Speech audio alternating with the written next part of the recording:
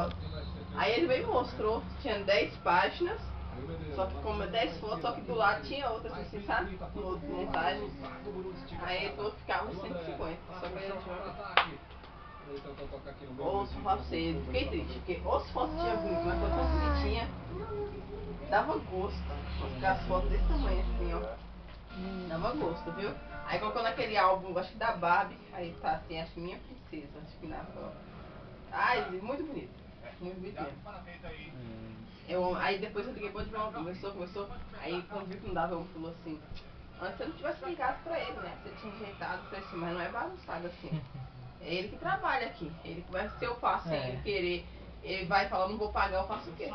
Vou ficar te devendo, vai ficar te devendo cartão? Aí ele falou assim, mas eu não posso fazer menos, eu não posso passar os 150.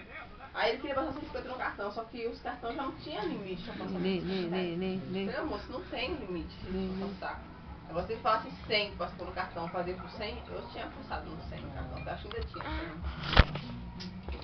100. Aí ele falou assim, amiga, que não dá agora, não sei o que.